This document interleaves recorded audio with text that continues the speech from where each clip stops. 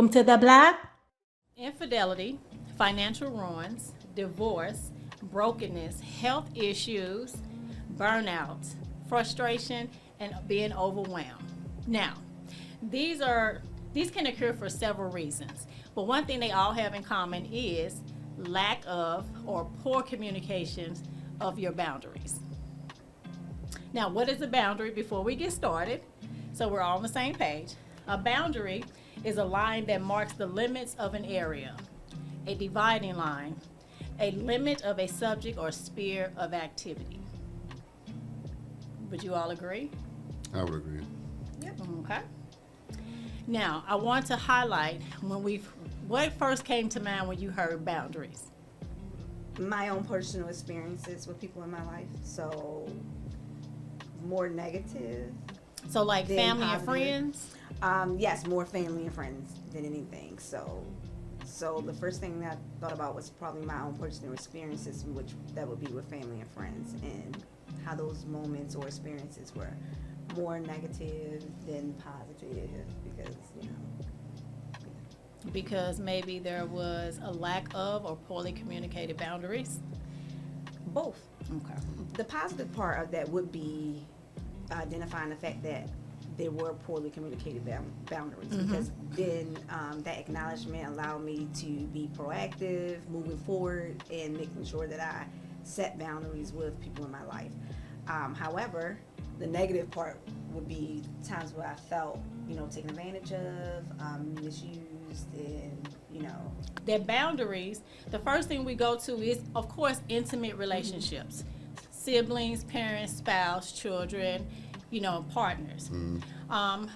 So you have physical, sexual, emotional, financial, and your time. So consider it in a the holistic view of boundaries to help people, because somebody could be thriving in their relationships. They know exactly how they want people to treat them. Right. So they're good with that. But we also need to touch on other parts like respecting my time or my finances. You know what I'm saying? Right. So we want to get into examples like that. I just brought it up so people can think big picture. Okay. right. Where have you violated someone's boundaries, or where have you your boundaries been violated? Man, I mean, different aspects from a marital aspect. Example? Infidelity, not following protocol. Okay. Protocol? Yep, That's a protocol. great word, protocol. Protocol is boundaries, Boundaries, right? Yeah, I was gonna say this. Right. Yes. That's a great word. You're your own skill set, and you're your own expert as a consultant, and you're going around to different agencies and or businesses, and if you don't set the boundaries for what you will and will not do, they will take advantage. So I learned early on, I've been a consultant for over 13 years. Okay. And I learned early on that, I started a project, I'll get going on testing, and I'll, run with it as quickly as possible, because I want you to know, I want my reputation to, precede me in any room. I want people saying my name. Well, what happens with that is that they start to expect you to continue to go overboard. I had to learn quickly in my professional line of work that, hey, if I don't set those boundaries, they will take advantage of you. They will have you working all night, no weekends, and I'm really hands-on, parenting and everything. I can have that, but I've been there and I felt taken advantage of, because I got it to you a day before last time. This time you want me to get it to you 3 days before, because you can do that because I told you you can. I allowed you to. Right, absolutely. You taught people how to treat you. Exactly. So, if I don't call back or I don't answer, just little things such as, phone calls. And then what you do, not realizing, you miss a person's call, and the first thing you do when you call them back is give them that excuse or reason why. And that right there, that's not setting a boundary. You're letting them know that what they expect of you was right. That you're available all the yes. time. Yeah. And so when I'm sorry, I was doing this. I had to do this. Or even if someone Dang, called, you might have just called all of us out at this table. I don't think. yeah, I I mean, you that's your apologize fault. when you Because miss somebody's why am I call, right? I apologizing? know I have. I was showering. Right. You know what I mean? It's funny And you I didn't said that. answer. Let me ask you this: is that though? That's. I mean, I guess sometimes. I guess is that by habit though? Is that like second nature, or is that feel like, or do you really feel like you have to justify it, or is it just like second nature? Because I think it's just second nature for us sometimes to just be like. Because I do it I mean, too. like I mean, With anybody. My mama called me yesterday for my birthday, and I called her back. What you was doing? Well, Mama, I was in the shower. Okay, well I can understand that, but my mom expects me. My mom expects when she called me The answer. to answer the phone. So and that but, might not be a boundary you have for your mom. Right. May or may not. but I'm just saying, just like second nature. If anybody Right. calls me, I don't do it for everybody, but sometimes second nature is when I be like, if I was on an important call and another important call came Yeah. in, and it's like, sorry, I missed your call. I was handling something else, especially if it's something that's connected with each other. Like I was talking to the plumber because on the other line the man's calling about the Oh pipe my number. God, So, this is a good point. so- I'm so glad you Yeah, brought it that is up. second because nature. Even it don't matter what So- level you on, because I've actually had like my director apologize if he was late for a meeting or he missed the call, Right. my call, or he didn't see my message. It's just Right. I don't know if it is common courtesy Right. that I wanted to acknowledge that you did reach out. Right. So this is why I didn't. But everybody don't But get it's- that common right, courtesy, though. I yeah. just think it's second nature for certain people. Yeah, because- based on And- their And dynamic. certainly, Yeah. right, I was going to say the relationship. And then what they put on it. Because with my sibling, I felt like I had to say what I... Right, why I I did didn't not. wasn't available. When sometimes you may just not want to answer your phone. That part. My explanation started after she would make it known. So, for instance, okay. she Sure, called make you me feel last guilty. night. I didn't answer. So the next morning I called her, and she'll say, "Hey, I called you. I called you back yesterday." And like I know, which is why I'm calling you. Right. But I think she says it because It should've there's an been expectation earlier. that I answer. And for me, I felt the pressures of giving her a good excuse as to why. You know what I mean? Because if not, You felt she it would would be create some upset. distance, So yeah. that boundary, like to say, even now I have to tell her, hey, I got a lot going on. I have to go here, go here, go. Those are things that she doesn't have on her plate, so maybe she doesn't understand. And so I'm having to tell her I may not be able to talk, or else I'll be a poor listener, or just you know how you ever get on the phone with somebody and they're Right. doing 100 things. You hear noise in the background. Yeah. They hold on a second. That's me sometimes on the phone with her because I'm running here, I'm going there, I'm dropping my kid off, and so I had to tell her I may not be able to talk. Yeah. So let me ask you we this. got- Yeah, so, go it's funny ahead. you said that. Yeah. So, like, me and my sisters and my brothers, I got a lot of family, so Oh, big okay. family. So You can disclose how many siblings you have. Well, I'm kind of like her. I have. It was 7 of us raised in the same house together. 3 brothers and 3 sisters. I have three sisters and 3 brothers. Well, one brother just passed away, and then I have 3 other brothers that are from my dad's previous marriage before he met my mom. Yada yada yada. But we had like kind of code words like for stuff like that. So like. Normally, when me and my brothers and sisters, we normally justify what we're doing. I was in a meeting or this, yada, yada, yada. But if we don't want to disclose that information, we say our age. So, like, my sister would call me and be like, where you at? I'll be like, 48. Like, I'm grown. I like it. Like, I'm grown. I Yeah. love it. That is a boundary. Or Like, mind your business. Mind your like, business. In a nice way. Yeah, like, in a nice in a way. playful, yeah. in a nice, playful way. Yeah. So that's I'm good. You don't gotta worry. Exactly. I'm good. I'm good. How does that feel? Yeah. That feels empowering to me. That does only except If she would my agree to do it sister too. but if she wanted to actually know versus her wanting to feel validated with a good enough explanation. So me saying my age is not going to fix that Yeah. because she wanted to know that Why I you did didn't not answer. answer her call. It has to be a good reason. That's why. That's the boundaries that she. Do you have that same expectation of her when you call her Miss? I'm sorry. I didn't mean it like that. Some people You you need do, to set you that do, boundary. yeah, But, exactly. You gotta no, teach her how to because treat you. You gotta stop giving explanations. Yeah. Yeah. Yes. Just and stop. We may not. I got a lot going on, so I definitely don't. You know. Right. I'm hoping that I'm saying back to back though. I'm saying if we talk for an hour and a half on Monday, I'm okay for Tuesday, Wednesday. There, not I might get that call every day. That's the boundaries that's always been crossed. Because then people now they feel like, oh, you think you're better than me? You got so much going on, and that's not really what I'm saying to you. I'm really not concerned with what you got going on. To be honest with you, I'm just saying to you, my lifestyle don't fit that type of communication constantly. And let me say this. Let me give you this. Offer this. Like you taught your sister how to treat you, she's also taught you how to treat her, and it looked like her boundaries are more set than yours. Like, if you don't answer my call, I'm gonna need a good explanation as to why you were not available.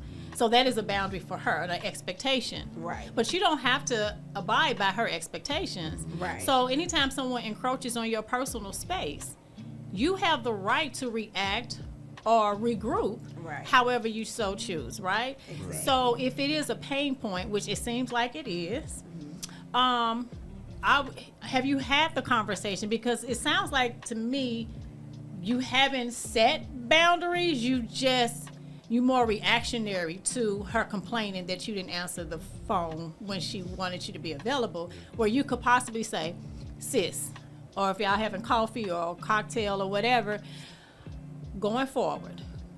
And I always love to say that, going forward. I mean, I'm not going to argue with you about what's going on today or yesterday. Going forward, if I miss your call, when I'm able to, I'll call you back.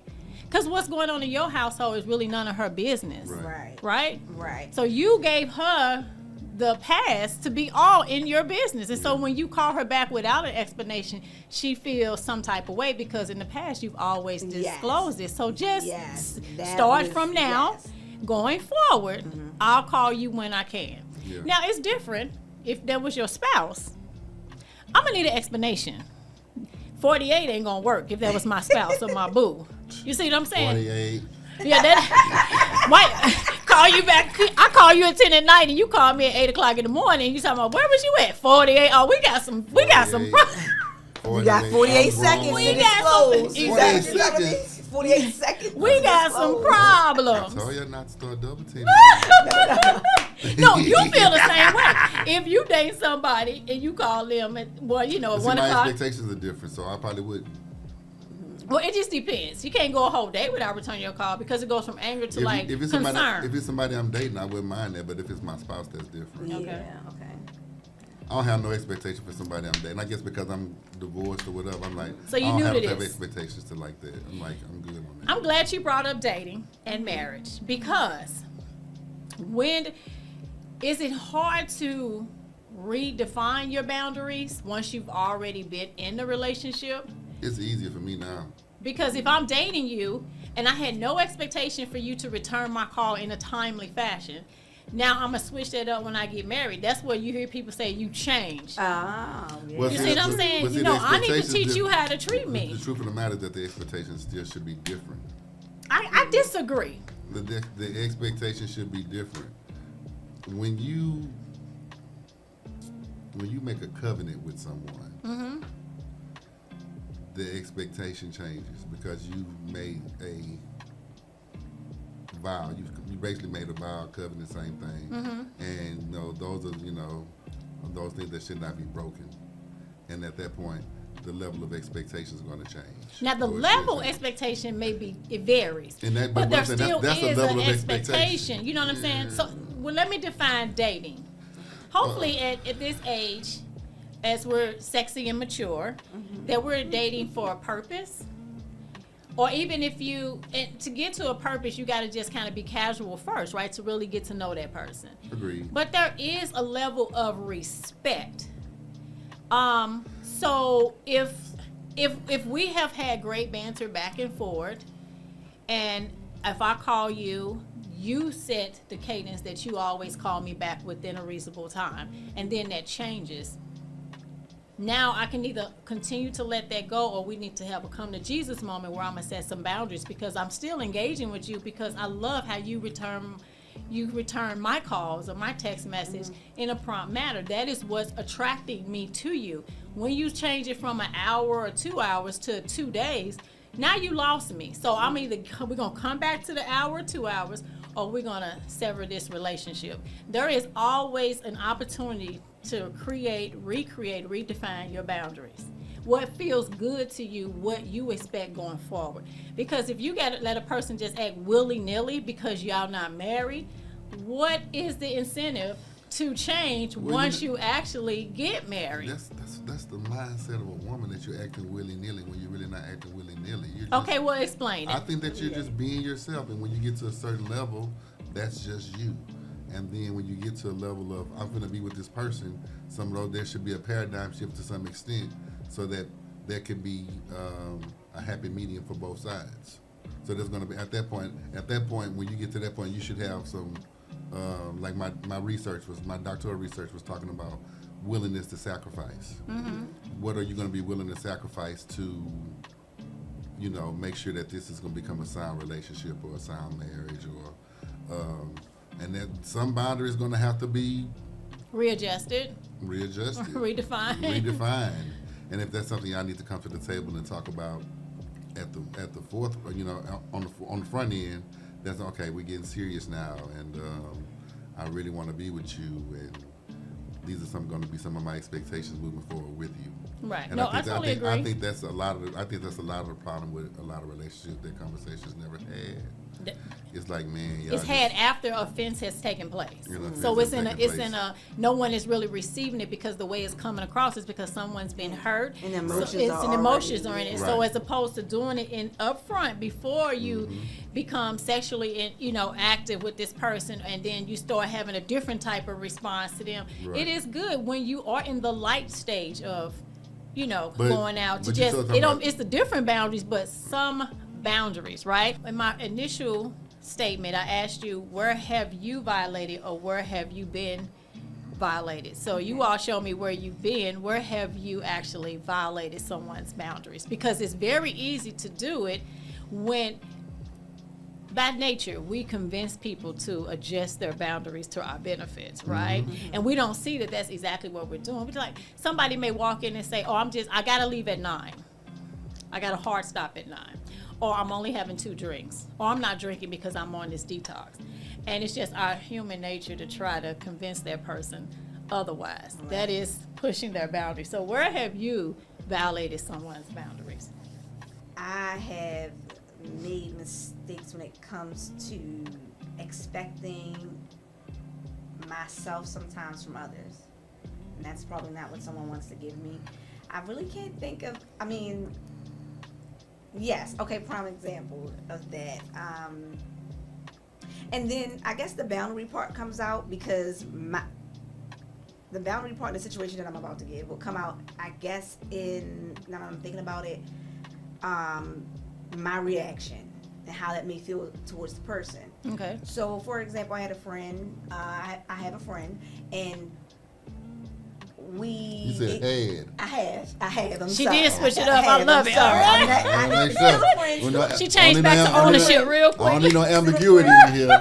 Well, I gotta leave a little bit, like you said, but so a friend, and we were exchanging gifts, right? Mm-hmm. So I went to places that this friend told me she loves. Okay. Talks about all the time. Yeah. Oh, I got this. I need some more of that. So I was in 3 different places to get this friend what she liked. Mm-hmm. 3 different places. 3 different places to get, a couple gifts for this friend. And you made a gift basket too, did I bet? No, some was large, so I had to give, You get a variety of stuff you like, yeah. I know. Yeah. But this friend said, oh, hey, thank you. And I know she appreciated everything, and that was the purpose. That's what I wanted out of it, to be quite frank. However, the friend gifted me a gift from one of the places she likes that I went to. Mm-hmm. And so the type of person that I am, not that I didn't appreciate it, but I felt she left out thoughtfulness. Exactly. I love buying things. What you about to say? What did you say? What was your response? I think this is where you was trying to get to. So my response, no, I appreciated it, and I never really said anything about it. Oh, okay. But I do know that my understanding of that changed how I did things moving forward, if Okay. that makes sense. So I did, you know what I mean? I mean, I'm not talking about a friend I met a couple of years No, I ago. get it. I'm Yeah. talking about a 25-year relationship. And I'm not saying I would have been okay with no gift. That's how it is. But the lackluster Yeah. kind of made me think, like, wait a minute, like, what is this about? So I would say I expected something from someone, and that's Man. not who they are. No. And what's your And boundaries? that's where I don't want to crossed hear the all that. I want to boundary. hear what your boundaries are with her now. That's what I said. That came out of it. So you all want to exchange So gifts? I'm not saying we want to exchange gifts, but I know what to expect. So Yeah. I know why did I go so far? Right. But you know what I mean. And I, like I said. But I when said she gave it to you, what did you say? Did you open it in front of her? Let me say what she wanted to say. She wanted to say, "Girl, you can have this back." Yes. That's what she wanted to say. Yes, and let I me can read that on your face. And let's just say the exchange. And you might say, "Oh, well, gifting is gifting." Well, we share the same birthday, so that's how the exchange Oh, was wow. like. Oh, okay. So Right. you understand that I wasn't just asking somebody to be thoughtful and giving me just a gift randomly because of Right. an exchange. I'm saying we were were celebrating something. celebrating a 40th birthdays. Yeah. And so we, I went all out. And let's say I went all out and did what I did, and she did what she did, and we exchanged at the same time. Wrong. No. Can I Yeah. gave my gift before. So that means she had a chance to see even my effort. And Right. still was like, there you go. That. So let me ask you this question: Is this something? Because I'm trying to get a girl the benefit of the doubt. Uh-huh. Is this a track record of something that she's always Yeah, I doing? or believe is it- that's who she is. Or if that's so. And that's why I said I was crossing the boundary, because I was expecting You lifted an her to expectation do that she never what showed she you. never Yeah. has done. Yeah. Right. Something in there, and that is who she is. Yeah. And I was wrong, and not. Well, in you a wasn't wrong vindictive because way. you Right. enjoyed Yes. looking for a gift for Yeah, her. You and that I was an wouldn't take that experience back. Right. in the joy that she was going to Exactly. bring to her. It was so a whole thing too. The crazy part about it is the last spot was down at Pont City, and I ended at Pont City, and I said, well, let me just get I took a half a day, logged off early, went to go get the last item, and I said, oh, well, let me just go get something. Look at this cute little restaurant. Let me just go, and I'm sitting there with all the bags, and she walked in while I'm out shopping for her, right? oh wow. And made it seem, oh my goodness, I miss you. So that's how I ended up giving her my Oh, gifts okay. before the birthday, right? So because I'm there with Yeah, it right now, and I'm yeah. like, I can't believe it. I tried to avoid you. It just taught me that, first of all, stop expecting you from other people. And when you do that, you are crossing the boundary, because she's already showed me. Dang, that's a what word it right looks there. like Stop for her, stop you know? expecting you from other people. Yes, Let me versus our give you life. an example. So I'll use my own where I felt like I was violated. But oh my God, I could go on and on. So I'm going to just keep it in perspective. I'm along the lines of that. A person that I dated for a while. What's a while? So see. For 8 years. Okay. 8 years. Okay. In our first. Because y'all know men think a while is different than women. That is true. I think that was a lifetime So for me. 8 years. Fuck it was. Yes, Yes, 8 years. as a man of age, I would say 8 years is a while. It is a Okay. while, Okay. definitely. Okay. So in the first year, for the birthday, I made dinner reservations at 10 Degrees South. We went to have drinks at this. It's one of the hotels that has the roof. It's not a rooftop, but you can see the whole city. It's Right. not the one that everybody go to, not the Dow, not the one that turns. Right. But beautiful views. We went there for drinks and also got a room there as well. Man. So I had a whole thing planned out. When we first met, and you do teach people how to treat you, right? And I'm getting to a point to help you along with this. Cooking, offering, problem solve, resolutions to problems that he may just bring to me. I never felt anything was reciprocated on that level. And this is year one. This is year one. Okay. And I know, go ahead and say I was doing the damn most. I was. Not yet. But my expectation was the same as you. That I'm trying to, what I've been saying, teach him how to treat me. This is how I show up, so hopefully. But that's You not. shouldn't have to have a man. You shouldn't have to teach a man how to treat you. No, that is true. But I mean, since we're speaking on boundaries and relationships, I want her to not. I understand what you're saying. Yeah, I'm have with the you. I'm with you. expectation that Yeah. I can't think that because I go to the gym every day, Right. that just because you live with me, you're gonna catch on and start going to the gym. Right. If I want you to go to the gym, I need to sit down with you and talk about the benefits that you would get if you start going to the gym and let you make that decision. let you make And the then I've decision. communicated that. And if you choose not to go, I've at least communicated my concerns and expectations, and I will hope you will catch on. I'm not going to stop going to the gym, but I am not going to Yeah. continue to ask you either. But I've Right. let it be known. And I think where you and me made that mistake is we thought showing somebody how we show up for them would translate into them showing up for us, how we showed up for them. And that was never a conversation. It was just actions. Michael Jordan could play basketball in front of me all day long. That don't mean those skills going to translate to me. I'm not on his level. And some people just don't have those they don't have those characteristics, no matter how much it's demonstrated. Right. I've been in relationships where people did everything for me, and I just sat back and let it ride, Yeah. and vice versa. Right. And I clearly have it in me. It's just it wasn't required in that relationship. You see what I'm saying? If they had, I could have stepped up or stepped off. Right. And your friend, if you've had the conversation with her, she could step up, or you all can adjust your expectations. But you should still continue to show up for her, because it Right. seems like you get joy out of that. And I don't think you that know. I stopped completely, but I know that I don't feel good without there being some sort of, Reciprocation, yeah. Right. So I have to be more in control of how I feel and set the boundaries for how I allow people to treat me. Right. Now, I have tried to have some sort of conversation, but the truth of the matter is, like I said, like dealing with certain people, who they are, that's who they are, and they're probably not going to see it how you see it, regardless of how, you can pour your heart out. But they have their own perception of what things should look like for themselves, and that's how they operate. So I'm saying I'm not going to say, this is not my first time and not my first situation with people in that, type of situation.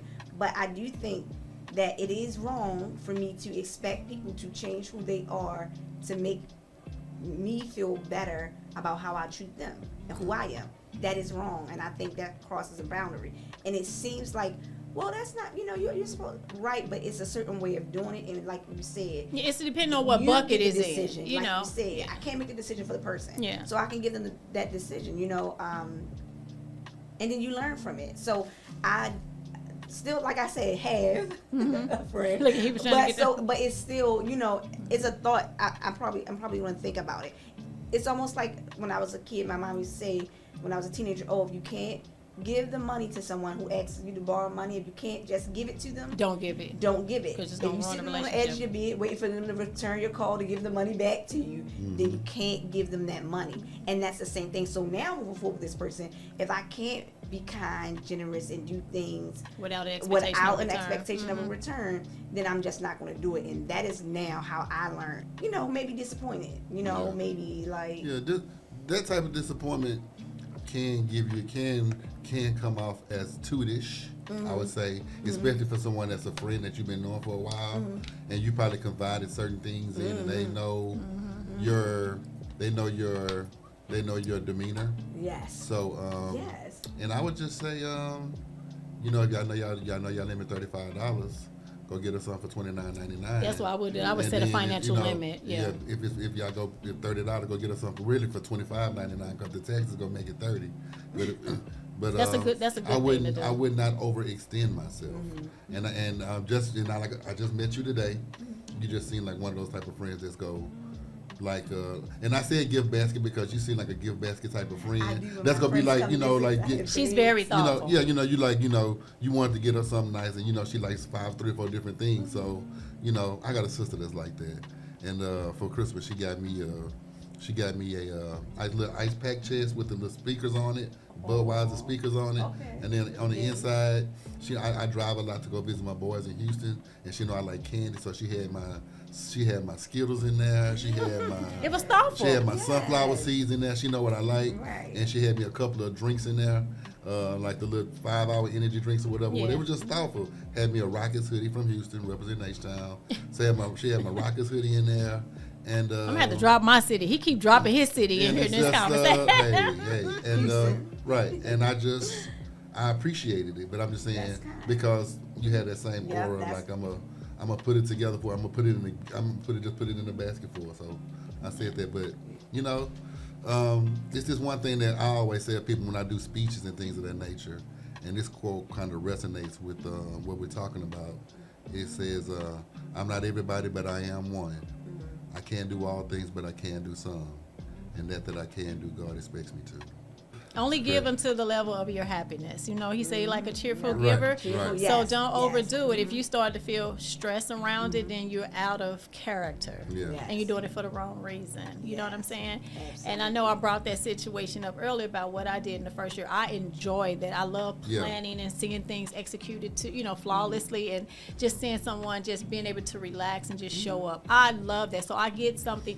The giver often gets more out of the gift than the receiver, right? That's true. And if that's not the If it's feeling, done, if it's done genuinely, absolutely. yeah, so if you're feeling some type of stress, you probably want to, like I said, set boundaries within yourself. And that was great advice to just set a financial ceiling. So I'm going to shift the conversation to something even more gritty. Okay. The exes, whether it's an ex-boyfriend, girlfriend, or ex-spouse. I'll lead with my own example. Okay. Throughout that 8-year relationship, it seems like I was a third wheel in a relationship. It felt like the ex-wife, third wheel to the marriage that was in divorce, right? Okay. I felt like and I've had this conversation, so anything that I'm saying is not new, seen at 8. This is some stuff that's been disclosed plenty of times. Okay. So, because I'm the kind of person, if I see something, I'm going to address it. I'm not going to let it fester, because, no, that's what therapy helps you do. Address it, right? Mm-hmm. So it just seemed like she was just always there. I felt she had too much access. Calling in the morning, first thing in the morning, always calling. Hey, the kids are with him. What the absolute hell are you calling about? And maybe she wanted to talk to her kids. well, they have cell phones. And My kids have iPads, but I still call my ex-wife to talk to them sometimes why is that? because their iPads are probably dead because they've been playing on. Oh, but you tried them first. Well, Or I you guess just don't even want. maybe it's How old are you? different. Let's I talk was about at- the I was ages. at- my kids are 6 and 9, so it's a different. Oh, that's totally okay. different. These kids were 10 and 12. Okay. She's like, y'all like, shut up. Okay. So I'm with you, though. Go ahead. when it comes to, additionally, this same person, used to date people, and now those people are just friends, and they show up as just friends. Y'all don't communicate all the time, but you may end up somewhere. So what's wrong with that? Boundaries. So my question is, and I don't let stuff, like I said, it wasn't left to just fester, and I'm just bringing it out now. Okay. This was an ongoing conversation. And once again, I taught people how to treat me. I taught that no matter what my boundaries are, I will allow you to cross them, right? Because else, but my goal was to have you establish boundaries, because clearly this is a new word to you, because there was a lack of boundaries between you and your kids, you and your ex-wife, you in the streets. You know what I'm saying? You operate with a lack of boundaries. Right. And I don't know if you've ever been involved with somebody like that. It is a difficult relationship to juggle, because as an adult, you have these same type of relationships, an ex, a kid, and friends. And you just think a person should incorporate their boundaries may not be as stringent as yours, but there should be some sense. If you choose to get into an exclusive relationship, the levels of communication with these other people need to change.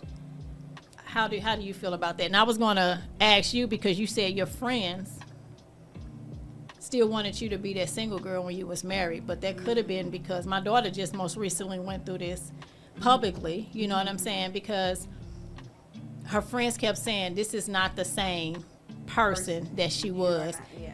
And I said, okay, perfect. Say that again. Because you're right. She's not the same person. Yeah. You just answered the whole reason you're having a problem. You haven't accepted that she's a different person. Mm-hmm. When she was your friend, she was just your friend. Now she's a wife, a mother, a this and that. and it's easy to point fingers when you're not in that person's situation. Yeah. But I said, as soon as they get married or in a really serious relationship, understand. watch how it adjusts. They won't be able to accept you. I said, but you just need to tell people, my love for you has never changed. Why are you my life? But my interaction with you, my interactions with you has to change in order for me to keep this relationship. Absolutely.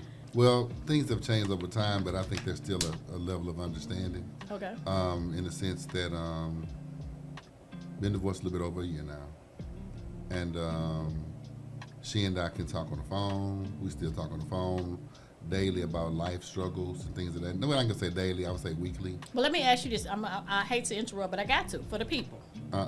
So you're not currently in a relationship? No. No, not. You're not exclusively dating anyone right No. now. Okay. If you were, and I'm happy that you all are cordial. Right. Is she dating anyone? To my knowledge, no. Okay. So. I don't think so. Okay. I think we have enough respect for each other to tell That she each would other. tell. Yeah, that was because if not, the kids would probably say something. Oh yeah, my boys talk. How does this change when you have found somebody? I'm not saying this is going to be your wife, but you are into this person. How do you set boundaries now on a relationship that's pretty much a freeway, is wide open, outside of sex and living together? Now you in a relationship exclusive with somebody else. How does that change? What boundaries would you put on incorporate? They probably wouldn't get to meet my sons until I get ready. They just can't meet my sons off the muscle. Okay, but your ex, how would that be? What does that communication still look like? I think it'll still be the same. You would still be on the phone talking to your ex about life's problems when you're in an exclusive relationship with somebody else? Me and my ex have an understanding, so yeah, I don't see nothing wrong with You it. and your ex have an understanding. You missing the root of the question. You're new, because she is your ex for a reason.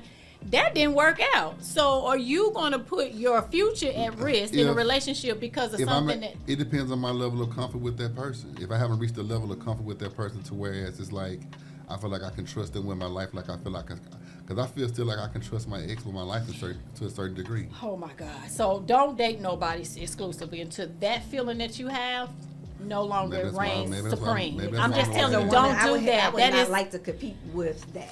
That's That not competition. it is totally competition. As a woman, that is not cool, man. That is not competing cool. with that because I would, as a woman, I'm just saying I would feel. What are you competing against? As you have me though. No, I don't have you. If you're not calling me I and don't you have don't you. feel secure with me, with your life decisions and what's happening John, in the I day-to-day, am so disappointed you brought that up. That you like feel that way. You But don't, I don't have you. I think you go. Are y'all going to get remarried? Because this is what it sounds like to me. I mean, I don't know what the future holds. But you well, will be even open to it. Wait, even that he already just answered saying he don't know what the future holds. Oh, Because most people say, but I have to no, respect that you ain't because nothing you with that. you said And neither that one of is y'all honesty, are dating, so and I that's love it. great because you Yes. all are exploring maybe a second chance. But you know there are a lot of men out here a lot of men and women.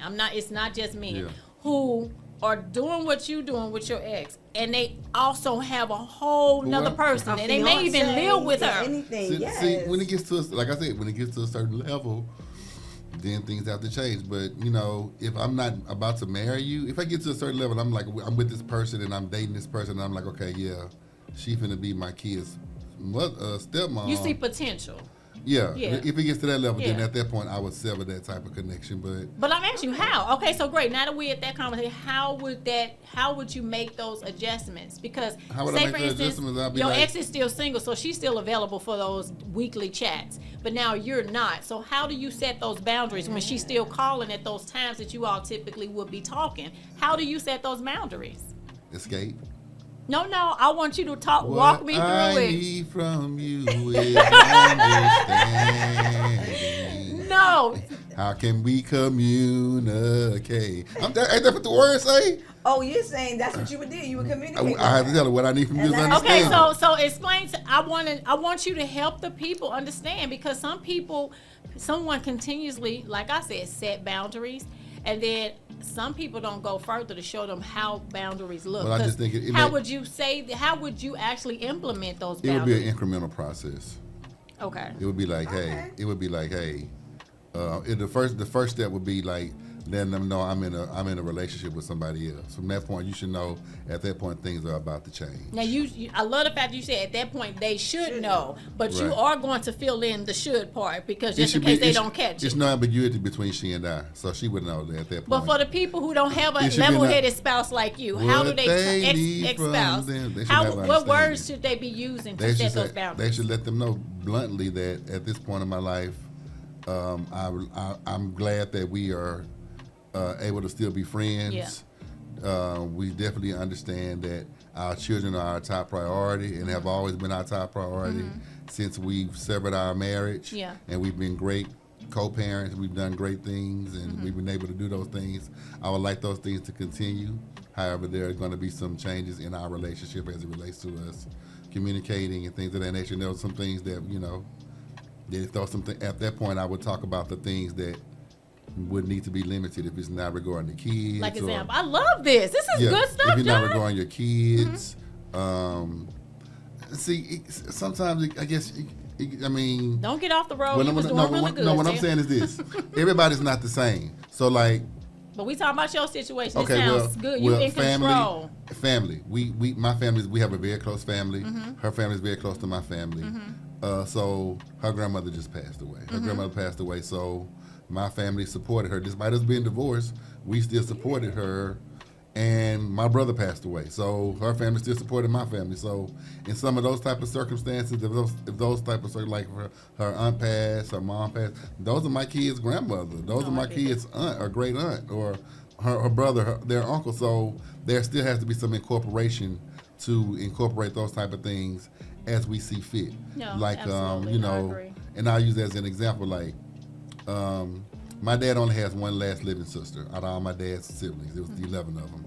So I only have one aunt left. Okay. So when my aunt passes away, I'm sure she probably would want to come support my family in that situation because She was close to. she was close to our family. So let me So, just say this. and That then- is respectable. Yeah. If you all didn't after being married Right. have that type of, if you didn't build those type of bridges, Right. it would be weird for me as the new woman. Right.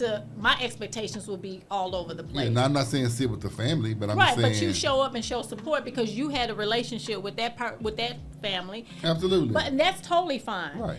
But I saw a situation where the kids, in the middle of a divorce, right? They're divorced. The kids still were making plans for the mom and the dad and them only to go to the movies, to go to dinner and stuff like that. And he was honoring that. And again, it is my fault for staying, but that was just, at some point, it comes off as disrespectful. Well, let me say this, and I'm glad you brought that up too. So currently now, we still do things like that. My boy's about to turn 10. We still talking about going on a Disney cruise together. Those type of things. But it may change if I'm in a relationship or she's Right, in a this is relationship. what I love. You But what I'm doing saying this is as a right single now, man, But yes. I mean, we still until here recently. When I went to home to visit, I would still stay at our house. She would still stay out. Me and the boys would go upstairs, and me and the boys had a whole upstairs. Yeah. And I mean, if I wanted to do that now, I can. If I just say, hey, Eric, I need to do this or whatever, I can do this. But typically now when I go, I try to get them away from the house. So I get an Airbnb and we go somewhere else and we find somewhere else to stay. So I can just get them away from that. Because I want to get them out the routine of when Mom and Dad. when daddy come home, daddy go be here. Mom and daddy divorced. They know we divorced, but daddy still come here and we sleep upstairs. So or they sleep don't even downstairs. understand the difference. Yeah, but you're talking. I see you as a person who would communicate. Oh yeah, with me your and my son. kids about- Oh yeah, we talk about all the time. So And- everything and that you they're said is understanding. to me respectable. Right. To me, you could do whatever in the world you want to do because you have not committed to someone else. But I'm just saying, you also brought up that if you do, that is what it looks like will change. That's Right. respectable. And that also goes back to what we talked about earlier as it relates to the age of the children. My kids are 6 and 9. They, older kids will understand, what divorce is. It's No, like they don't. they don't. You don't think older kids do? No, the reason I'm saying that is even your kids, I don't think age matters. I think the maturity of the parents and the communication of the parents of what is going on what the future will look like. Kids can understand everything. They're just sponges. They're learning, right? So if people have the conversations, they may not understand everything. You know what I'm saying? Theoretically, but okay, I know things are shifting because I heard the word change. I heard the word daddy doesn't live here, or mommy doesn't live here, or daddy has a new wife, or mommy has a new husband. Like, they understand those things. But when parents confuse kids, we're getting a divorce, but we're still going to be the same. That is absolutely confusing. Correct. It has to show up different so they understand that the expectations when you get in a relationship can't be, oh, mama coming too. So that new wife or that new girlfriend or fiance is like, I don't have a problem with mama, but have you talked to your kids to know that she's not your wife no more? Right. I mean, and I'll take it one step further, and I'll let you take the floor. Yeah. My family's a big family. Hempstead, Texas, the country town right outside of Prairie View, and we have family reunions every year. My ex still comes to the family reunions every year. Gets a shirt, all of that. I mean, she's still a Smith, you know. If I get in a relationship with someone, that's gonna have to change. And she may just take herself out of the equation. You know what I'm saying? And I'm sure she probably will. But that's mature people. Right, but it's like, hey, I'm just gonna pick up the boys this time, you know, whatever. But at that point, it would have to be okay with her because she would have to be okay with the person I'm bringing because I'm bringing somebody else around my kids too. So no, that's respectable. So, but I'm sure you're gonna also date based on your lifestyle. You're going to date someone who's open to what you have going on because you're going to communicate what you have going on. That person is allowed to make a choice. That's usually how you get. That's the process of elimination right now. Absolutely, but you'd be surprised how many people do not go through that process. Right. They just bring people along, start sleeping with them. Oh, by the way, we're separated. We're not actually divorced. So now you got somebody caught up in adulterous acts, and I'm like, you told me you was divorced. Okay, but that's for another day. But go ahead, Miss Lady. Thank you. That was good information. You just probably saved somebody a relationship or some time today. I've been married for 17 years. Okay. So, and we were together for a little, like a year before that. A year before that, I was with no one. I really only had that so-called first little boyfriend. So, like, from high school, and I never, what you said earlier when you were saying, like, oh, no, it's not serious, it's not serious. When I was younger, I dated, and I really just dated. I did not care to have a relationship at all. And then this is the truth. I was in high school and college. I met my husband my last year of college. So there you go. I really don't have any. No one will tell you that they're my ex probably right now. And so I was the first in my friend group. You know, I went to. They were my two. I went to. So anyway, I graduated from high school in Baltimore. That's pretty popular. One of the first on the East Coast of the United States.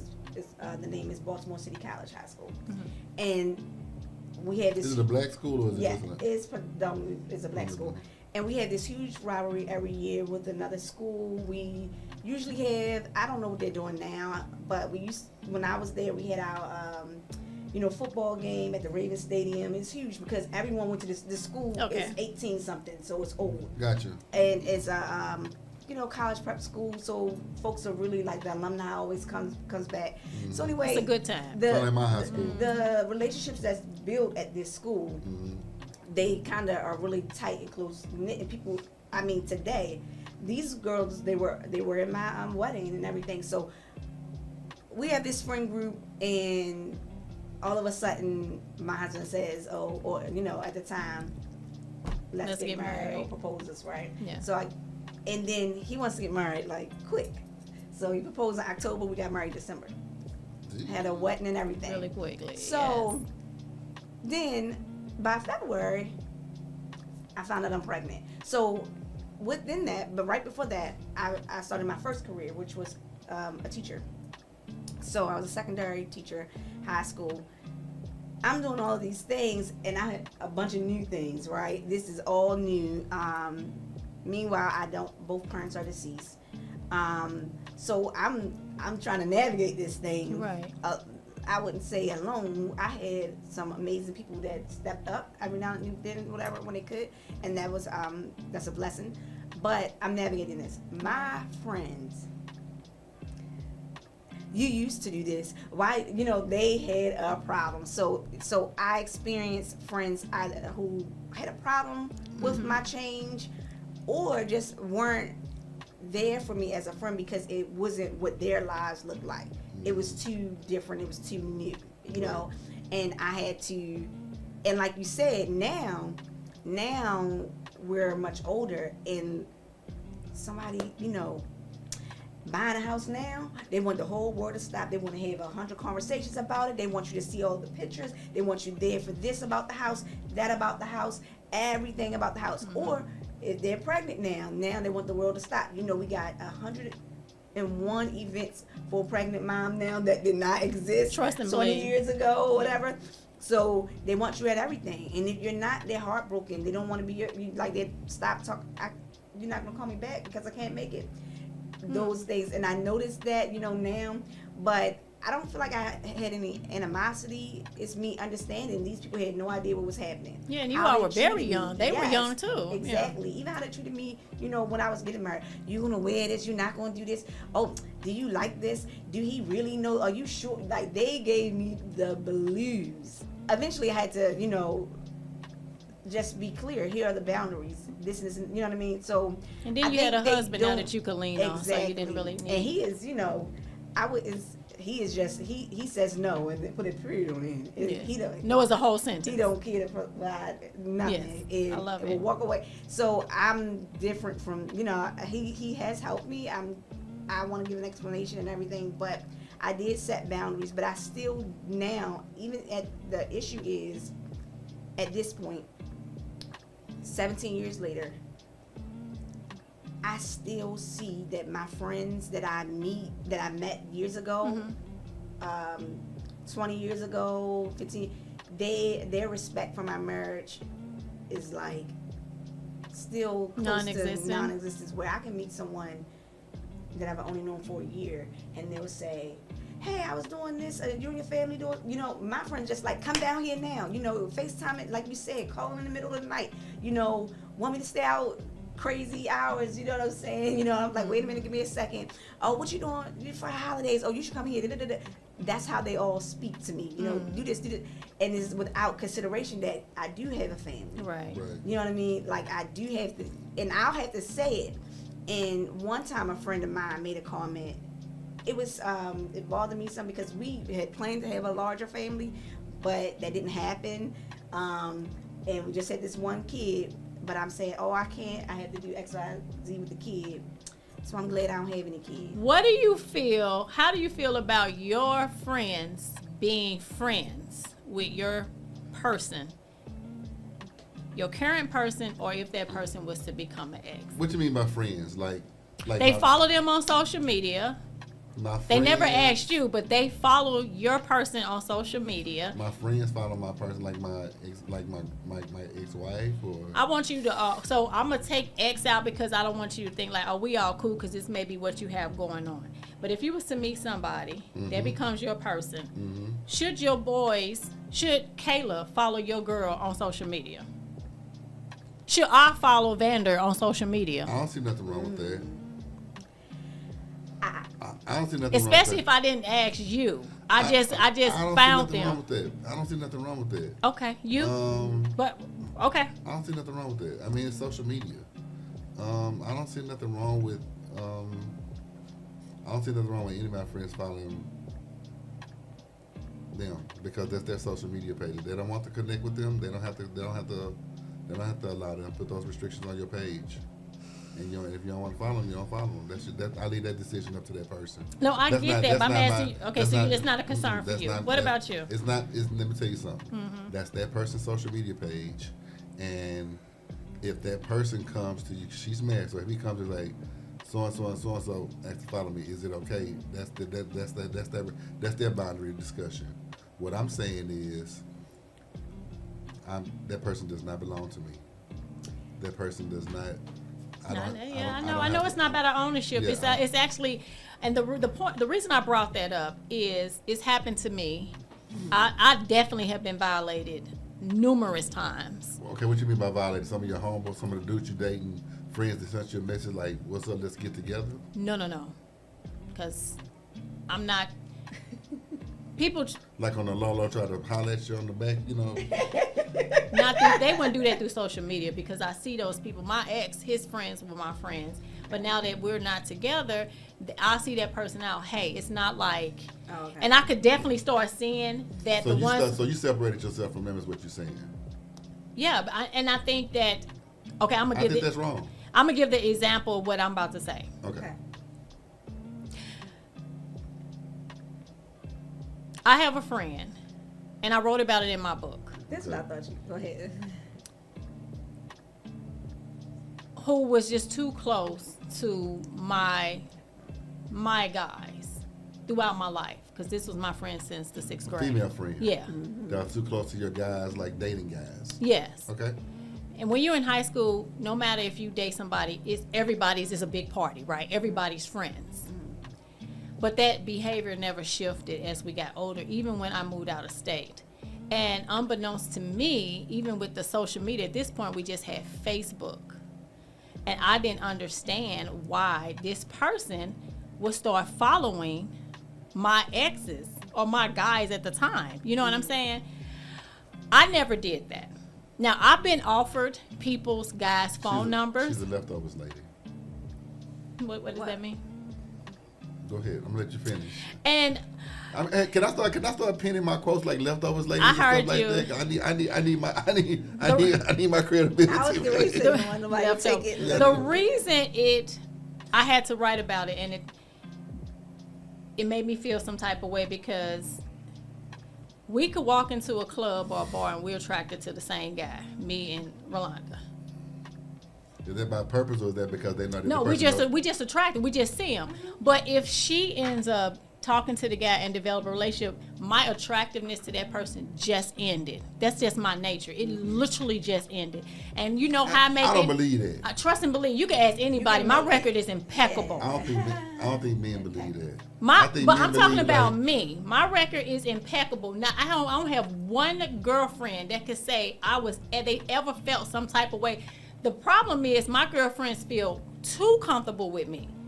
You know what I'm saying? Like, hey, ride with such and such, ride with I don't really want to be around your guy like that, because I don't know his boundaries. And I just don't want to. I've been in a situation where I felt cross boundaries behind my girlfriend's back. And I was uncomfortable, and I made that shit very clear. And I don't need to follow you on Facebook. I don't need to follow you on Instagram, because my relationship is not with you, even though I met you through her. My relationship and my loyalty is to my friend. So if y'all not married, y'all break up, why am I still following you and reporting to her what the hell you got going on social media? Because both of you all may be engineers, and y'all may both have some common interest outside. But that sounds good. That's hypothetical, but that shit is not what was going on. Those type of things really do happen, though. If you met in a professional world, if I met someone that worked in higher end and I worked in higher end, and we have some similarities, like I met a chick that's a chief of staff at another institution. I was a chief of staff. Did she date your best friend? This is what I'm trying to bring. I'm trying to make it. This is personal. What I'm saying is, I'm not going to ever be Vander's friend on social media. And we have went out. We've all went and stayed together at the lodge and traveled and had wine. If I need to get to him or her son, I'm going straight through her. I have no need to have direct access to him. This is what I'm saying. What if you want to do some surprise for her as a friend and you couldn't get to him? Well, I'm going to have to figure it out. I'm going to have to figure it out. You know those stores to go to. I am. I'm going to have to. Or the next time. Go with them stores. Or the next time we are all three together, or a group of us together, I may pull him aside and say, I want to do X, Y, Z. You know what I'm saying? It's just, but it has to come from a place of innocence. If I'm perusing social media to find your ex, why you ain't ask me for their social media? You never asked me for their address. tell you what it You was went and already. found it on your own and then followed them. That is some creepy, weird shit. I'm Let me sorry. respond. LOL. Go ahead. Go ahead. No, leftover lady. Go ahead. Okay, LOL. So I will start with the first thing you mentioned about my attraction to that person turns off.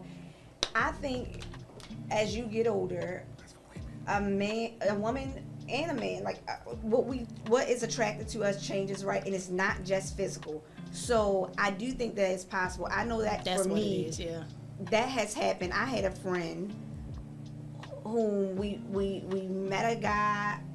I was working, met this guy, and he called back at the store where I was working at, and we ended up hooking up with him and his friend. But he was more, we were more talking. We talked on the phone after that, me and this one guy. Later on, some years, he reconnected with that friend again, and they connected. So to me, even though, so I'm going even deeper than what you just said, okay. even though we kind of had a little date or two, phone conversations, nothing more than that. Right. I told you guys I wasn't dating. Right. So it was nothing more than that. Right. Nothing more than that. And so, even though obviously I had to have some attraction to him to kind of Even go out on the dates, yeah. phone conversation or whatever, when he started dating my friend, I had zero attraction to him. In no way was I ever even going to carry on any type of, even with that background, conversations with him at all. Out of respect to Even your though friendship, I'm assuming. I had conversations with him initially years prior. I think that. So it seems I like would you would never. date your best friend's ex. Is I that wouldn't. what you said? I wouldn't. Because this is what we're talking I know about what you're right talking here. about. And it's funny y'all said that because I was about to say men think different. I think men think different. Okay. And I think men think different in the sense like, from my perspective, I mean, like certain level of friends, it's levels to this thing. As men would probably, most men probably say it's levels to this thing. If depends on the relationship with that man. You have a Like hers was more casual. You have a no casual- sex yeah. involved, Just Yeah, nothing. yeah. I don't even know. yeah. Yeah. But I That's a mean, hug. the truth of the matter is that, man, men look at it like this: if she got a big ass, that ass is not going nowhere. She still got a big ass. I mean, if she attractive, she's still attractive. She still got her stuff together. That's how men look at Is it. that men thinking that about their boy's ex? That Well, what you saying? and like I said, the boys level is where it But comes you in thinking there. like that? No one cares I mean, about what you think. It's what your I'm saying is, actions. what I'm saying Are is, men the truth fair, is the though? truth. If her ass Okay. is big, her ass is big. Okay. If she got. But are you Is pursuing the her ass after still him? I guess big that's when what we it's your ex asking. and your homie thought it was big? Is it? Are you still want to feel the same way? Say it again. Is the ass still big when that ass used to be yours and now your homie want it? Hey, Not want it, but your Man. homie Homie with going- it. man, Going after man. it. On social I guess media after I guess it. I Man, I y'all guess listen to Snoop Dogg. No, I guess I made my. I guess I misspoke. I'm not talking about your feelings or your thoughts. Okay. I'm talking about your actions and your intentions. Yes. Because I could find my friend's guy absolutely sexy as hell. Well, yeah, I still. It's probably Like inappropriate that. if I verbalize that, right? Because, but I could Women feel that. it's some women out there that be like, man, I will hit that soon as she let him go. Yeah, and she, and but that's the those one type of she girls talking about. don't need to be in my friend circle. Right. But you do have also guys and girls who are just a victim. They're not intentionally trying to attract or turn that person on. It's just this person has their own manipulation and game going on. They're not going to get anywhere with it, but it's just their action is absolutely disrespectful. I don't need to have your baby daddy's phone number. I don't need to talk to your husband. I don't need to XYZ. Certain relationships I just don't need. If I need to do something for my best friend, I'm cool. Her sister is my sister. Her mama is my mom. I got a whole I'ma bunch throw of channels something to in go here. in there. Go Come ahead. on, come on, That. come on, salt and pepper. So Dash here's us the up. thing. So speaking of that, I would not mind a friend of mine following my husband on social media. His social media, like you stated, is more geared to what he's into. Yeah. So he does the hiking and things of that nature. So he it's gonna be stuff like that. Right. If you want to go in there to see, go ahead. But I know my relationship with, I know my husband, so I wouldn't mind at all, because I'm that's who I have the boundaries with. Yes. Now, granted, if it's a close friend, I have the boundaries with the close friend as well. But top priority boundaries belong to him, right? So this is what happens. So if you and your husband got divorced, y'all won't, but if y'all got divorced and your friend follows your husband and your friend, you After realize, we together? yeah, and you realize your friend is liking his new marriage pictures. He said she's saying happy anniversary to him and his new wife. She's wishing the new wife happy birthday. That's cool. Yeah, I would say it's cool because I will hope now. definitely cool. I don't have any, where we are, and I have to just be honest. I don't like to say it much because then I become a pick me. So, but where we are, I feel this gotta last for death, right? No, absolutely. But I will hope that if it did not, I'd be sitting at the mic the way you would just sit and talk about your ex. And so, if you like, I'm gonna be liking it too. Hopefully, you know what I mean. If my husband is happy, or if at that time I ask if he's happy, I'm okay with a friend liking that later on down the line. And I hope to be happy, which is why And when my that's the words that homegirl- you said. It's the word. I'm playing devil's advocate. Okay, we yeah, good? go no, I want this. You all are creating happy scenarios. Okay, If your husband left you for another woman, and my friend was. this is why you making this seem like this is happily. I'm talking about this. Most situations are not breaking Okay. up like Yeah. you skipping That- off you're into right. the sunflowers and shit and take. No, that's not it. Right. You see what I'm I saying? agree. So I love the fact that you all are so Listen, optimistic. if That is she- great. listen. But your husband left you for another woman. But when you flip it, it's gonna go to it's gonna be flipped. So yeah, if my husband looking for another woman and my homegirl not with me when we start to going to action behind it, it's a problem. Now let me say this. That's now all. let me Okay, say that this. I Now, guess let me that was say my this. point. You know what? If But people- everybody's still in harmony like that, Yeah, okay, after I'm cool. hurt- But if it's but some, people- After I'm But hurt, people just, please. the way people play social media though, it's like, they saying they like it, but they really like saying, I see you motherfucker with that bullshit. well, no, because you can see and not hit the heart. That's what they call. No, so but what I'm saying, they're doing that like out of spite. Just to let you know, I saw that. I see that bullshit. I know what you're saying. Oh yes. Oh, You see what I'm saying? So it's like they liking it, but they're really like, I want you to know I see you. Exactly. That's some low down yes. shit you did. I'm gonna Yes. love it. I'm gonna love it to let you know I love this Yes, low down especially shit them you stories. doing. Some people And it's will gonna follow get your your whole ass. story I'm gonna just get to your be ass. vindictive. Yeah. Exactly. I do They know what you're they saying, put like- love. They liking the love, but they're doing that. Everything you done to me is already being done to you. I They love got it. that love. They got that color purple fingers up. Not the They got color that purple. one. But I love it. Here's Go ahead. the thing that I was gonna mention that I did that had people around me in an uproar. I had people in my ear. I allowed one of my closest friends to live with me, Yeah, I remember you told us that. and so I had so many people in my In ear. the house with your husband. That's what they say. In the house with your husband, yes. Now, I mean, some people. Now, let me say this: some people, it's not too many people you can trust with that, but you have to have true, genuine discernment and trust of that person. And I would say, I mean, even outside your siblings, man, you just got to be careful. Now I would never do it again, just because at this age and level of comfort, that's my space, Right. But it was only for a few months. As she was relocating, she stayed in the guest room, whatever. So, but a lot of people, I mean, I had friends come up with scenarios. I mean, but again, my trust primarily was in my husband. Yeah. And if I felt any inkling, it would never have happened to begin with. Right.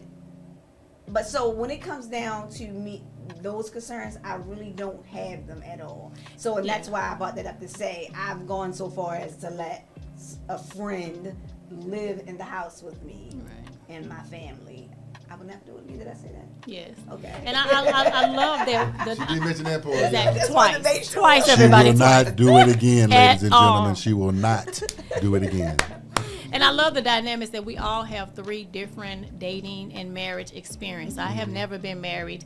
I don't know if either one of you have read my book, but I think my perception Where about... the book at? You got a book for sale? I am going to give you all a copy today for attending. Thank you. Oh, good. But you gonna autograph it too? It's already autographed. Sign your name. But I come from a different perspective based on my experiences. So people have taught me that I cannot trust them, and they, based on how, even when I have to go back and read Hold my on. You said people have taught you taught me.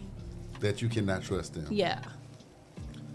So that means that that's something that they've done over time, because you usually are not taught things. In an instant. Exactly. Correct. Okay. Go ahead, proceed. Yeah. So the reason it was in the book, and it was powerful because this is people that it's so funny how growing up you used to hear some black people say the white man this and the white man that, you know, and I'm just like, when you review your life, if you write it down, put it in story form, how many of those people don't look like you? They have offended you, violated you, did this. They're the people that are closest to you that are typically doing the most damage. Right. And it does weigh the heaviest. And so when I brought up boundaries for a reason, because I want those who may be listening who are struggling to set boundaries with people who they've known since their first breath, right? And it's like, how do I steer the narrative when it's been this way for 50 years? I'm not happy, but they're my brother or it's my mom. Right. Because sometimes parents need boundaries. At some point, parents do need boundaries. Yeah. I would say college. Working in higher ed, I see. Go ahead, let me let you finish first. Yeah, just kind of put a pin right there. Yeah, I just don't want to come off as a Debbie Downer, but I'm glad I never even anticipated the jovial responses, that it would be so positive, so it helps a plethora of viewers. Where me, I just move differently. I do feel, even though most of my violations have come from men, I still feel more trustworthy of men, because the violations that have came from women have been so intentional and planned out. Men can be just move stupidly, and you get hurt in the way of that stupid inconsideration. But when a woman tends to hurt somebody, they are planning it. It's more very sadistic. it's planned out, so it hurts more. It hurts differently. I should say that, you know. So you made me think, because it is all about perspective. And so sometimes it is the person always trying to see the best in a situation. So even just the example I gave of the guy I went on a date or two with, had maybe a 2-week phone conversation type of thing. Right. So a quick dating stint. And then years later, a friend started dating him. The same friend who I met with him. That could be seen. I was looking at it from the positive perspective. I'm sorry, I didn't mean to change it. it. Right? At this point, I'm married, and I think my son was a baby. I'm at the highest. I'm loving this. You know, so I'm looking at that, and Let me ask you a question. Would you feel different if you had tapped that? If the guy had tapped. If you had been intimate with the guy, would you feel different? Because y'all met him at the same time? We met. I don't. This is my point. Women are planners. Trust and be. They're strategic. Let me try to take that in, only because I guess it also, you don't have to have an answer, but I don't know how that would feel, because I don't even know how it felt to have casual dating sex. Yeah. So if I felt like it was casual dating sex and I was okay with it, and I think that it would still be the same sentiment. Okay. But if I was having a relationship where we were like I was down for you and do for the monogamous, then maybe yes. But another friend who's a mutual friend called me to say, she's with this person, and so that's when you say intentional. So the thing that I felt to be possibly intentional, not that she ran into him, they started dating, not that was intentional, but not maybe telling me right away was intentional, or the fact that when we talked, if it came up later years, she would mention the fact that he said, oh, when I called initially, I thought that I was talking to you. So that was his excuse to her as to why he wanted to talk to her now, was that, but in my head, I'm thinking, well, he went. You went out with me, you one saw day, me. and then talked on the phone for 2 weeks. But for her, It's justifiable. justified it because, oh, he really wanted to talk to me anyway. And how Well, many maybe- years well, later maybe- was this? Well, I mean, Guess what if he Yeah. did? What if that was the case? he might have been like, man. I take either one, or I mean, I've been in that type of situation before, and it's Yeah. just been Right. like, no, let me see who flavor. Let me see who Kool-Aid the sweetest. right. And then we hung out together. So maybe it was something more that he liked about her. I have no problem with that. Right. My issue You know what is it was. at that time, She was giving it her up. loyalty for him. I mean, for me, shouldn't his excuse shouldn't.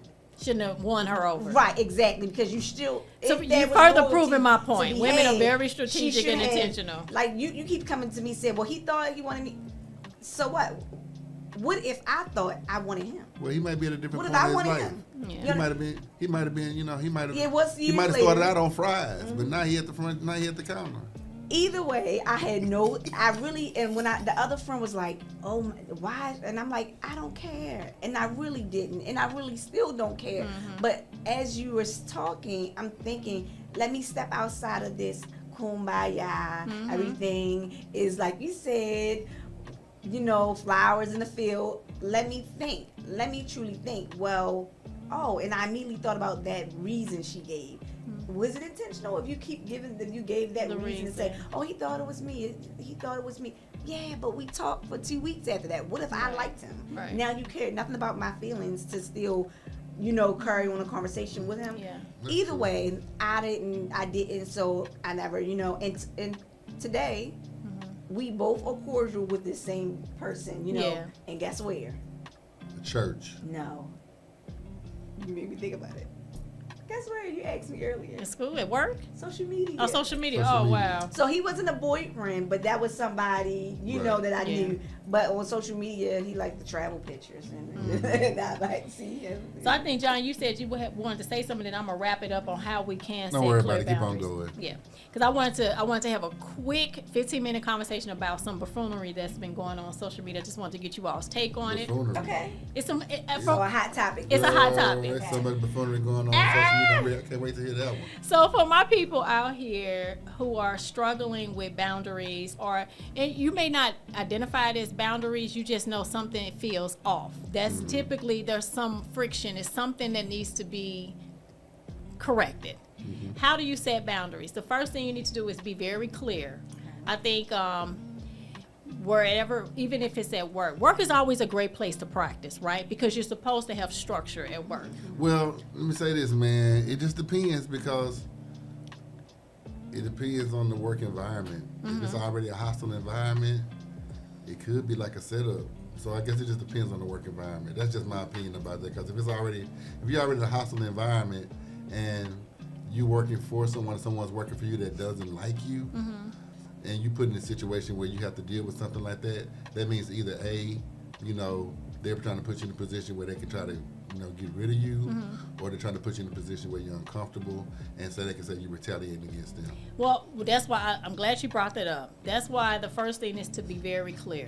If it is a professional environment, you can always have a quick meeting and then recap that meeting in email so everyone has a clear outline. Your words cannot be taken out of context because we put it in what we agreed upon. Right. Focus on what good looks like going into the meeting. A lot of time when people want to have conversations with their significant other, their parents, their siblings, their boss, they haven't written down exactly what it is they got to touch on and what they want out of that meeting. Some people just want to vent. Well, your boss is probably not the best person to vent to. You may want to have your vent to your therapist, right? Because you don't want to have the rest of your life other parts crumble because your inefficiency in communicating. Right. And like I said, write out what you're going to say ahead of time. Practice. Like my associates, I'll have them when they have to do a readout or if they have some type of friction with someone else, even if it's one of my managers, I'll say, okay, so talk me through what you want to say. Tell me, I'm trying to get to the root cause. Right. All right, set up a meeting. If you need to run through that meeting with me first, because we got to practice, right? Absolutely. This is real life. this is going to determine your relationship going forward, or if their relationship is going to go forward. Right. And just keep it simple. That's why I say a quick 15-minute chat. Hey, I just brought you here today for coffee. I've been noticing there was some tension between us. We keep bumping heads at Thanksgiving, or we keep, having the same arguments about money or whatever, if it's your spouse or whatever, or your kid. We keep having this same conversation about you cleaning up behind yourself or contributing to the house. Whatever the topic is, no matter who is on the other side of the conversation, you show up how you need to show up.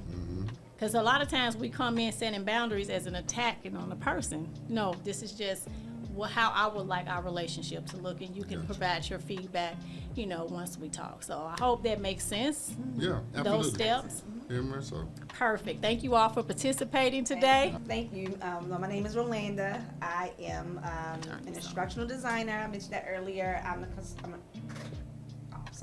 I work as a consultant for a consulting firm. I've been in design and instruction, which is essentially, web-based training courses that maybe even instructor-led training that I put together for primarily my clients are government agencies. Okay. So I do a little change management, a little Section 508 compliance, and evaluation work as well. The developed curriculums, one that I do mention because folks may know about is the Affordable Care Act. I designed all of the training for the Affordable Care Act call centers. I am John Smith Jr. I work in higher ed as an executive at a HBCU here in the United States. I worked in higher ed for over a decade in various roles, from student affairs to enrollment management to chief of staff at the institution, and I'll be assistant provost at the institution. I'll be starting in February. So He a PhD, yeah. He being modest. yeah, I got my doctorate degree from University of Houston. Awesome. If you want to Google me, just Google Black Men in Medicine Matter. That's the title of my dissertation. My dissertation discussed the motivational and influential factors of African American men going to medical school. Why were there more African American men going to medical school in 1976 when I was born than there were in 2015, 2014? So I thought that was a phenomenon. We have 15 more medical schools now than we did back in the 76s, and We need to fill them up. yeah, so that was my reason for my research. So I do motivational speaking, I do dissertation editing and things of that nature. Those are some of my side hustles, and I'm happy to be a part of this today. I'm happy that truly you all enjoyed are it. here. I've had Pleasure to I've meet learned you. some stuff. Yes, you It's a too. pleasure to meet Very you. nice meeting you. I've learned some stuff. I love it. This is going to be hard to And edit. thank you for inviting us. Absolutely. Top of mind. I was Yeah. like, let me get my peeps out here. Yeah. So bring me on again. And happy birthday to John. It was his birthday I know. Yeah, my yesterday. birthday was yesterday. Happy Yeah, my birthday was yesterday, but the turn up is still going on. The turn up. I love it. I was hoping I could turn this water into wine. wine. It's got to be water today. This particular video was released on January the 3rd of this year, 2024, and it has garnered over 60 million views and comments Katt Williams. and reels. The legendary Katt Williams, hailed by some as the greatest comedian alive, went on Clubb Shay Shay with Shannon Sharpe and just talked for 2 hours and 46 minutes. Now, I can guarantee you it was much longer than that. Oh, yeah. But when they went in and did the edits, it got down to 2 hours and 46 minutes. Now, personally, I have not watched the entire video. I did. I watched the different reels because I just didn't really have 2 hours and 46 minutes to give something like that. But I'm going to state my opinion. Okay. Because this is all it is. It's only open for opinion, right? Absolutely. I'm a big Katt Williams fan. I am a big fan of everyone he mentioned. And when I spoke earlier about boundaries and what do you want to get out of something, a conversation, I think for me it fell flat because I just didn't know what did you want, what did you want to get out of it. Let me say this. The most I seen on those reels were people talking about like Steve Harvey and Cedric the Entertainer stealing jokes. Okay, so what do we do with that? Because from my understanding and my historical data, everything that has been from our culture has been stolen and made popular. But it wasn't, so I don't understand how a couple of comedians taking jokes could be the heart. I wanted to know what could we, the audience, because we're not in that industry, what will we benefit from it? Because I'm going to still support Steve Harvey, Katt Williams, Ricky Smiley, Kevin Hart, Cedric the Entertainer. I'm not taking not one penny out of any of those people's mouths. They have a show, I'm going to watch it because that's what I do for my people. I show up, right? What I didn't like was that it has garnered so much attention and it was all geared toward black people. He did bring up the one guy, Harvey Weinstein, who said something about some very inappropriate things to him. But I just really wanted to know, was his conversation best put in a therapy session, or should he have, what did you get? What were your takeaways from the conversation? And would you have liked him to do something differently or leave it as is? I don't have no problem with it. I think the man said what he said. Interestingly, no one has recanted and said that any of it was like false. Like it wasn't like. I mean, the man said. The man said his contract says that Ricky Smiley, if Ricky Smiley's in a movie with him, Ricky Smiley has to play a woman. Ricky Smiley came on the show the next day and responded, but Ricky Smiley never said that that was a false statement. He did. Even Ice Cube said that they usually just get a lot of people and they kind of audition them for more than one role. So what Ricky Smiley said in his interview about him going to be the pimp or whatever, he was interviewed for that role, but he didn't get that role because his charisma just wasn't as vibrant as Katt Williams was for that position. So I don't have no problem with it. And the reason why I don't have no problem with it is because nobody's came back and like contested it in the sense like, and they showed, the side-by-side videos. Yeah, Cedric the Entertainer, and that kind of goes with, of course, that goes into the education with me, with plagiarism and copyright infringement and things of that nature. I've reviewed dissertations. I've helped students write dissertations. I've sat on dissertation committees. And one of the things that we look at is for, we put it through Grammarly and we put it through those systems to see what percentage is actually not plagiarized. And it has to meet a certain level of satisfaction before we can say this is your actual work and it's not the work of someone else. So with that being said, we were taught to paraphrase at an early age in school, to take this sentence and say, Maria walked with Bill. How do you change that sentence for it to be the same thing, but not be the same thing? Bill and Maria were walking. But it's not. But it's the same thing. Yeah. But it's not saying the same thing.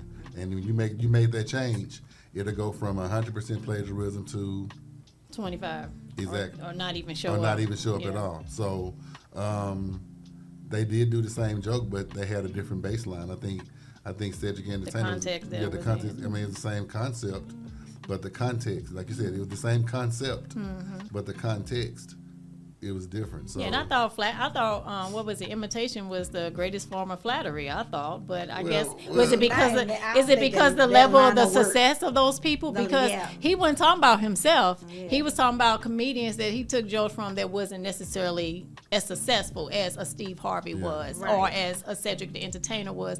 The only thing I didn't like about it is it seemed like two black men talking about other black people who are also professionals and profitable, and this had nothing to do with him. Every time I ask somebody, they say he didn't tell any lies. I never said he lied. I just said was the narrative necessary?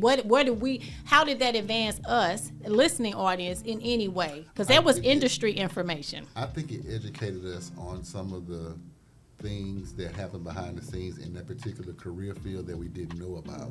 Yes. Nobody really talks about, jokes like that or this joke or that joke, but that's something that we probably always thought back in the back. Where they really getting these jokes from? A lot of them don't even write for themselves. So right. Well, yeah, we figured it out with the hip hop community because Yeah, because I mean, I know Steve Harvey, Rashawn McDonald wrote a lot of Steve Harvey stuff. So, and I know who wrote his books, Right. or his, Yeah. I guess if you want to call it ghostwriter. Yeah, right, ghostwriter. So, those type of things. Yeah, it says his name on it for marketing purposes, for branding purposes. But how much work did that person actually put in to make that product as much of theirs as it possibly could be? So, when someone like me, that's an educator that looks at those type of things, that reviews those type of things, because when I look at students' dissertations, I'm telling them, the department or the deans or the people that's on your committee always say it's their work, but it's really your work. This is your dissertation. You're going to be the published author of this. They're going to just be the ones that sign off on the publication. So this is your work, so you have to own it. And so I think that a lot of times they just, and then jokes. I mean, we've all repeated somebody else's what joke I'm gonna say, it's funny you and said put that. our own little spin And it's on funny you it. said that. I was going to say, how many of us in the world have never had a Laffy Taffy and opened the Laffy Taffy and then read the joke? Read somebody that joke else's in Laffy there. Taffy? Is that copyright infringement? Am I going to be sued, or I'm going to be held accountable because I read this joke? Or you gonna bring up a video 10 years later because Right. She's not I getting was paid funny. from it though. So that's the issue. That's the Talk to me now. So Go ahead. I did not watch it as well, but I did You ain't see the watch clips. it? No, I did not. I did not. It's a very long video. I did not Yeah, watch do it.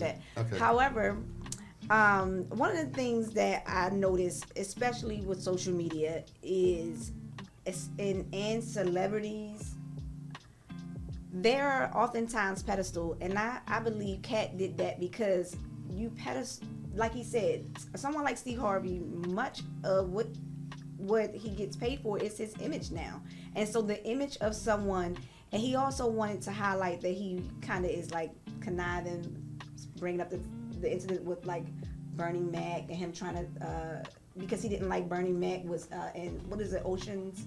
One of those Oceans. I remember. Yeah, he brought all of that up. Cooper thing was really what Yes, did for me though. and because I Steve love me Harvey some show. But Mark Curry. is this just not Let me business say- practices? Does this not go on even in our daily jobs as well too? How would you feel if someone called all of your people out or you out for something? You'd be like, damn, I didn't even intend it like that. You never gave me the opportunity that's to his defend point. myself. He You thinks just that went and he got is. 60 million viewers to look at But this. he thinks that Steve Harvey does mean these things, that he is a person that will be conniving to get ahead.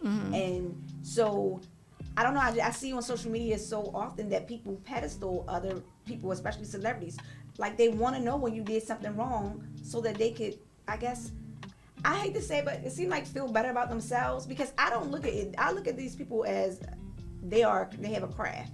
And that's Me too. what I don't am worship a these fan people, of. right. But a lot of people, it's opposite. They really are looking to really, especially even how I see people go after like Oprah. The things that they say about her and how angry they get is because they want to say this is a bad person. But at the end of the day, and I agree with you, for what?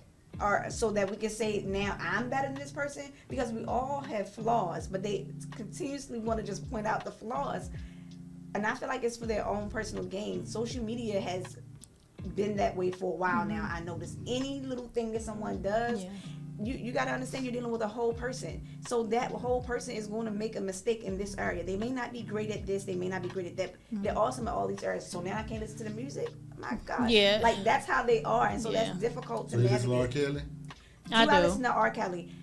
I will tell you this. I don't necessarily say I make a conscious decision to listen Right, to but R. I'm not Kelly. turning the But let radio me or tell my you one seat, my time, Spotify. we Come went on, through party, something. y'all. Keep Murray My up. husband came in the house like, babe, they fixed it. The storm is over. And we was in there like, the storm is over. now. And I'm saying, yes, you can't say, I have some memories behind TP too.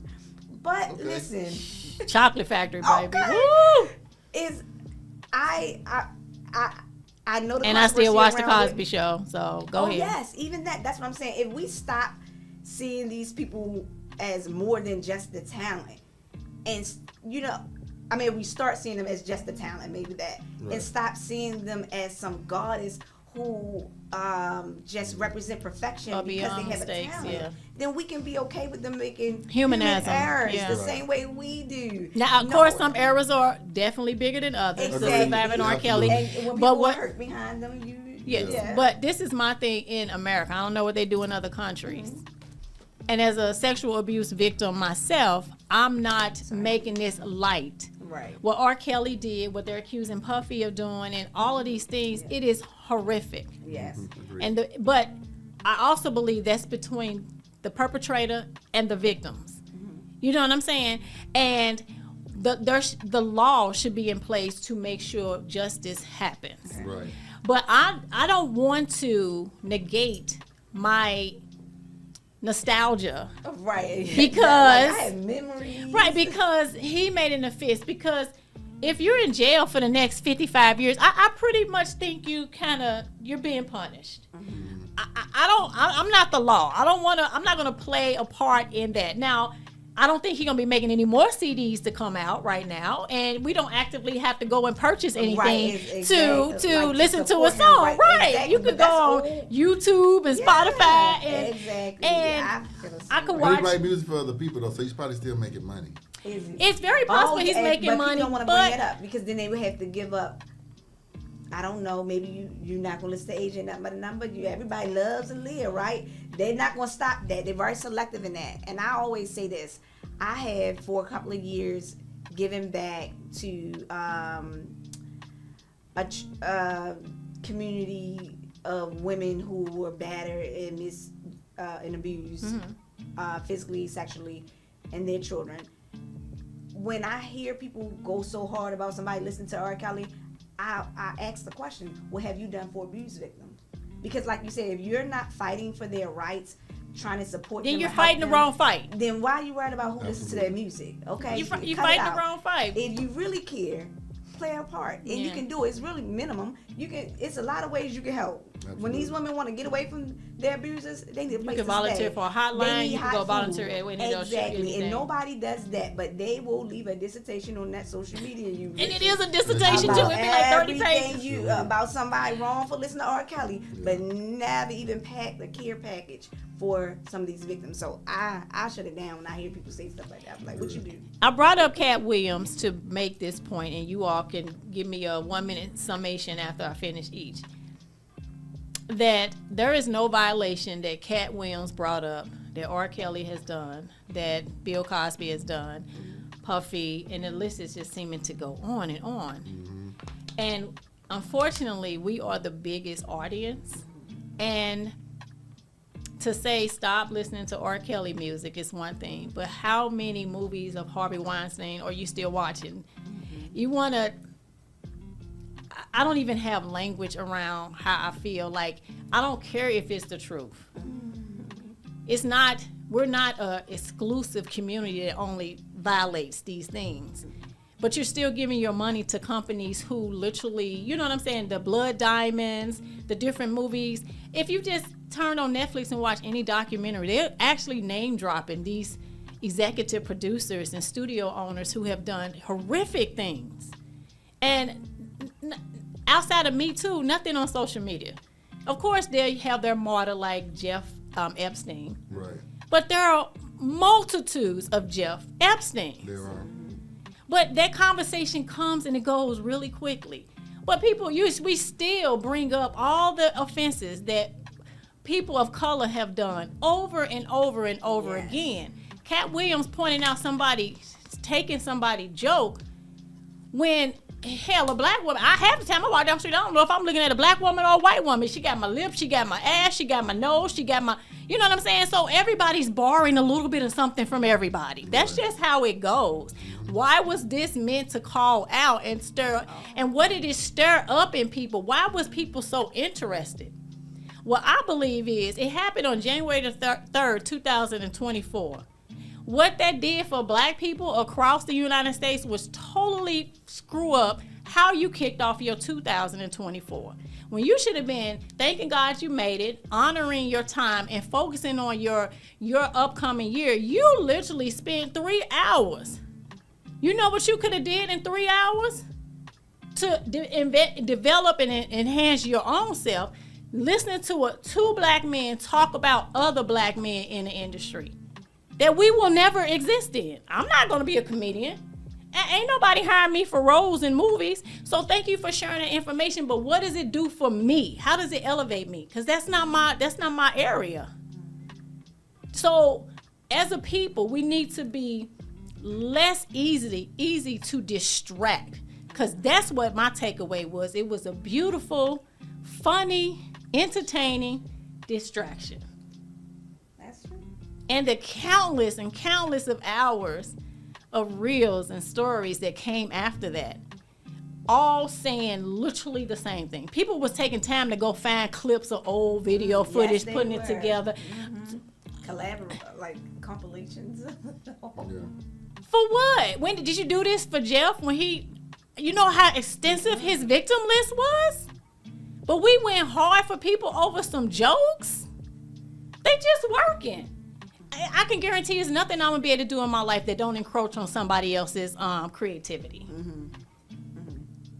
What they say is nothing new under the sun, right? Nothing new under the sun.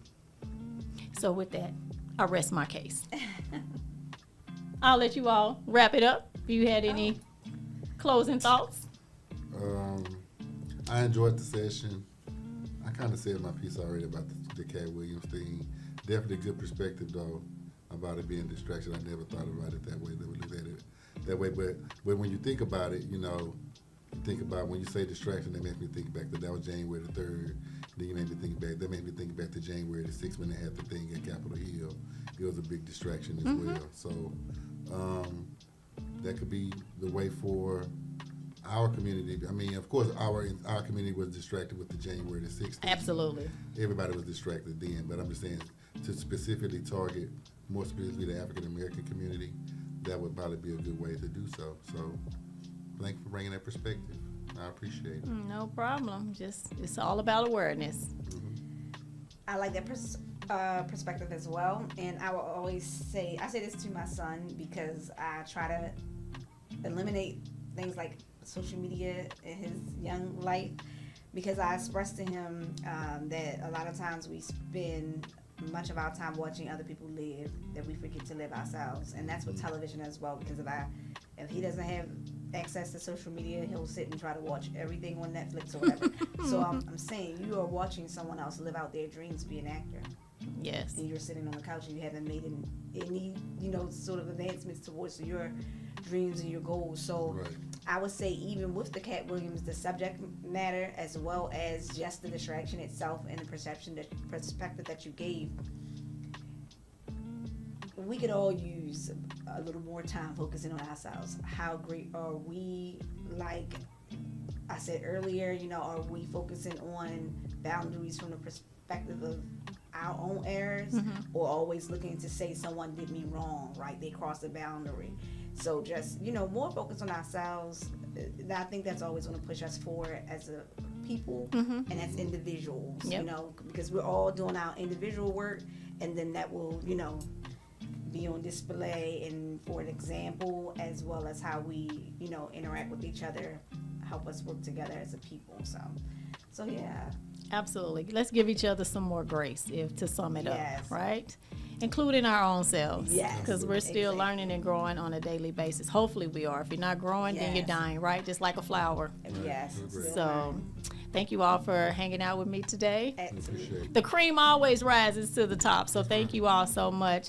Thank you for having us on the block. The Yes, block, boo. yes. Absolutely. So until next time, I'm your girl, your host and favorite author, FM Ellis. Best of life to you all. Peace. Peace.